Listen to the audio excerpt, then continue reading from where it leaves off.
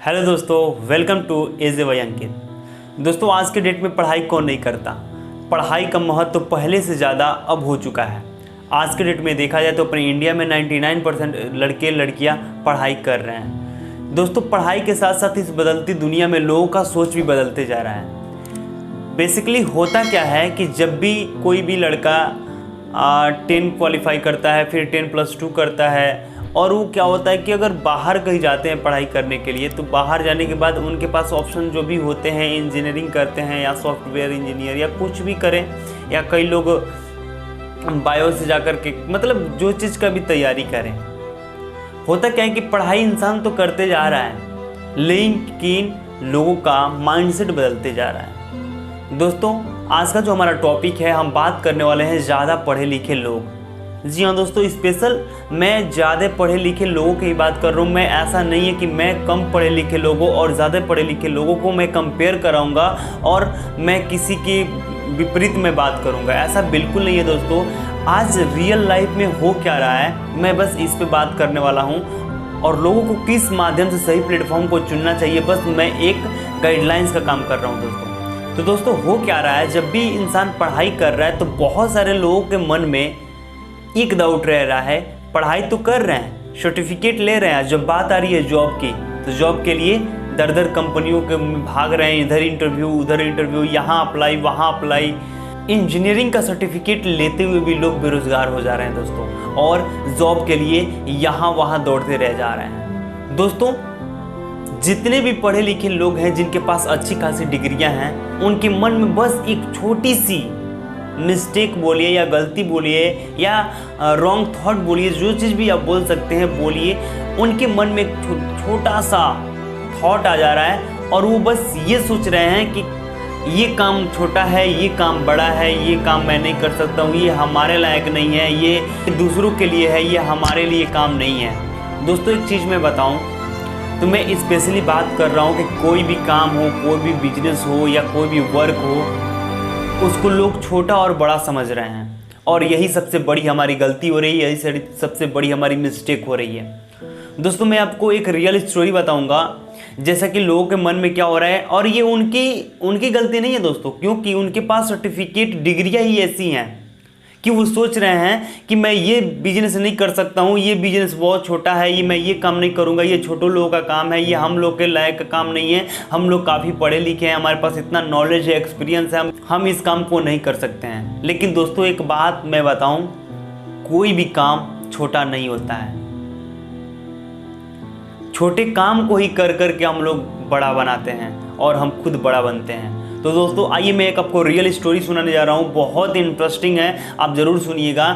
ये real story है, कोई फेक मैं वीडियोज़ वगैरह से देख के या मतलब और कहीं से नहीं बता रहा हूँ, ये मेरे आंखों से देखा हुआ स्टोरी है। दोस्तों, एक व्यक्ति था जो कि एकदम रियल कहानी है, वो बिल्कुल अनपढ़, पढ़ा लिखा बिल्कुल ज़ीरो तक था, और वो क्या किया कि मतलब बचपन में ही कुछ परिवार की आर्थिक स्थिति की वजह से वो मुंबई कमाने के लिए चला गया।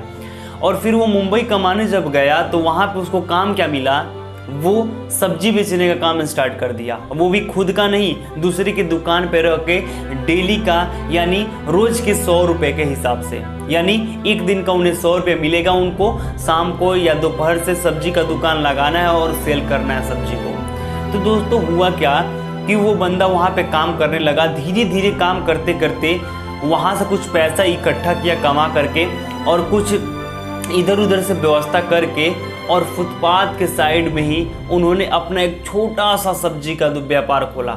यानी पहले दूसरे की दुकान पे काम करते थे, अब अपना खुद का एक छोटा सा व्यापार खोला।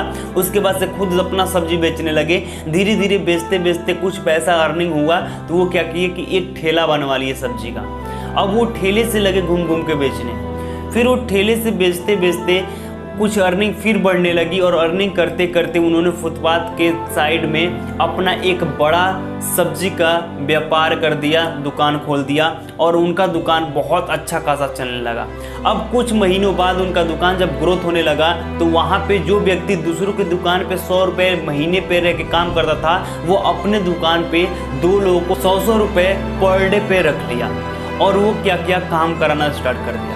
फिर वो व्यक्ति ग्रोथ करने लगा। उसके बाद से एक शॉप के बदौलत फिर एक दूसरा शॉप ठीक उसी के बगल में डाल दिया और वहाँ पर भी 2 लोगों को उस शॉप पे पर डे के हिसाब से रख दिए, अर्निंग के हिसाब से। अब होता क्या है कि जैसे ही उनका व्यापार बहुत तेज़ी से ग्रोथ होने लगा दोस्तों, अब वो क्या किए कि उसी शहर में अपना खुद का ज़मीन लेकर के और वहाँ पे क्या किए, होल सेलिंग का काम करने लगे डिस्ट्रिक्ट लेवल का। अब डिस्ट्रिक्ट लेवल पे सारा ट्रकों से क्या करते थे, सब्जियां मंगाते थे और पूरे अपने डिस्ट्रिक्ट लेवल तक सेल करते थे। और आज के डेट में मैं बताऊं दोस्तों, वो छोटा सा व्यापारी, सब्जी बेचने वाला इंसान जो दूसरों के दुकान पे 100 रुपये पे रहा करता था, वो आज के डेट में एक दिन का लाखों से ज़्यादा अर्निंग करता है, एक दिन का मैं बताऊं, क्योंकि वो पूरे डिस्ट्रिक्ट लेवल का एक कॉन्ट्रैक्टर बन चुका है और जितने भी सब्जियों के व्यापारी हैं उस शहर के, उन सारे लोगों के पास वो व्यापार अपना करता है, अपने प्रोडक्ट को यानी अपने सब्जी को उनको देता है और बहुत बड़ा एक व्यापारी बन चुका है। दोस्तों इस कहानी से बस हमें एक ही सीख मिलती है कि कोई काम छोटा नहीं होता है, हम छोटे काम को ही करके आगे बढ़ते हैं। तो जितने भी पढ़े लिखे लोग हैं, ये ना सोचे कि ये काम बड़ा है, ये काम छोटा है, ये मेरे लायक नहीं है, ये दूसरों के लायक है। कोई भी काम के बारे में उल्टा सीधा सोच करके और बेकार ना बैठे, क्योंकि समय बहुत तेज़ी से निकलते जा रहा है। इस समय हमें 1 मिनट भी कहीं रुकने का वक्त नहीं है। अगर हम रुकते हैं तो कोई हमारे पीछे से आके और आगे निकल जाएगा दोस्तों। तो मेरा आप लोग से यही रिक्वेस्ट है कि कोई भी व्यापार, कोई भी धंधा, कोई भी बिजनेस, कोई भी जॉब छोटा नहीं होता है। हमें बस माइंडसेट होना चाहिए कि हम उसे बड़ा कैसे करें। अब ये ना कि एक सब्जी का दुकान लगा के बैठे, अब बस जीवन भर उसी पे बेचते रह गए, वहीं पे रह गए। उसमें माइंडसेट लगाना है और 2 का 4 कैसे हमें बनाना है, इस चीज़ पे सबसे ज़्यादा फोकस करना है।